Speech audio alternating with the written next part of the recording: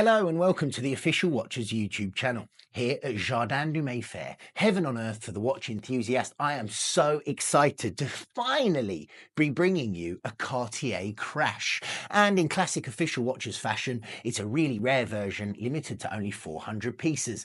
Guys, before we get started, my tech team tell me up to 62% of you aren't subscribed. If you could just tap that subscribe button, it would mean the world to me, and it means I can keep these videos coming fresh and hot every single week and keep the channel viable. So I'll just wait a minute. If you could tap that subscribe button, thank you so much. Means the world. Right, so let's get into it. Doing this job is one of the greatest honors of my lifetime. And just like when I was a kid trying to catch Pokemon, there are certain watches that seem to elude me. This was one for a long time. I've been waiting for a client to order one or for us to get one in stock. Well, here it is. So let's get started and find out more about this mythical watch, the Cartier crash.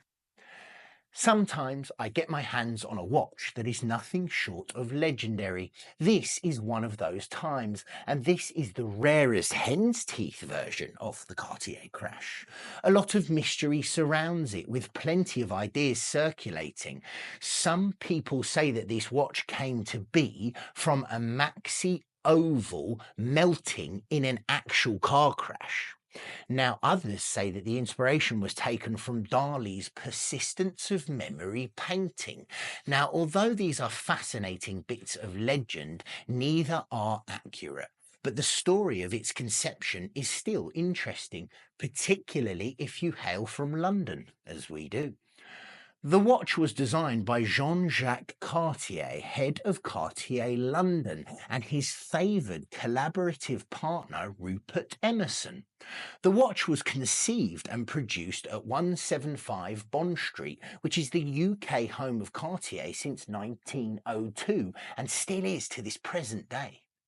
Contrary to legend, the design didn't come from a melted oval or a Spanish artist.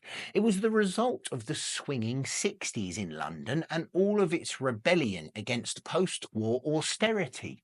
Customers wanted something new. They wanted something different, something inimitably Cartier, but without the seriousness or tradition. The idea was to produce something wild that fit the non-conformity of the decade and the vibrant cultural revolution that was going on all across the city. It had to be current but startlingly different. It also needed to have all the style, class and substance that was Cartier's signature. Jean-Jacques responded to this brief by taking a look at the Bagnon Alonghi and trying to figure out how to achieve an organic shape by pinching the ends to a point and putting a kink somewhere in the middle. He discussed the plan with Emerson, who went to work creating some samples, one of which had even cracked glass to enhance its perception and design. Emerson was asked to tone it down on the glass front, but beyond that, JJ's conception of pinched and kinked became reality, and the Cartier crash was born. It took the watchmaking team at Cartier a good few attempts and what they called a lot of headaches while creating an asymmetrical dial that could fit the curvature of the case but also be read easily and accurately. After much fettling and perfecting, the crash was released in 1967 and was produced until the early 70s in vanishingly low numbers, believed to be below 25, although the brand themselves are tight-lipped on the count, as is often the way with unicorn watches of yesteryear. In 1980, Cartier released a limited edition of Crash London, and to usher in the 90s when they went ultra limited with platinum run of the Paris crash, and they followed perhaps the largest limited edition set of 400 that were crafted from yellow gold.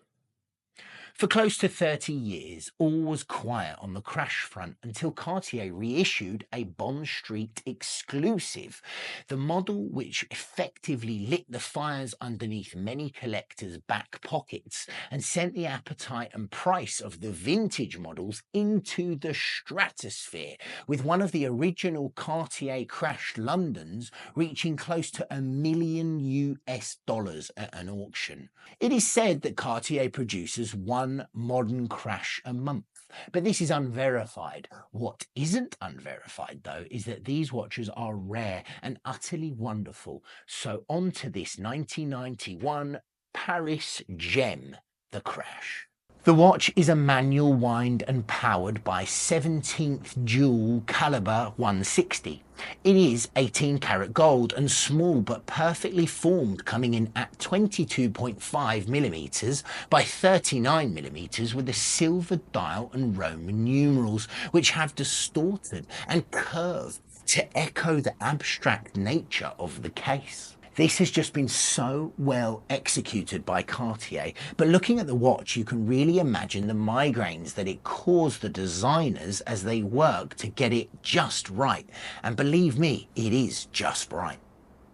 The only text on display is the Cartier and Paris, both of which have been offset and tilted to match the flow of the case and the dial. Clean, simple, and designed not to detract. Cartier's secret signature is subtly placed as usual, making up one side of the V on the 7 numeral.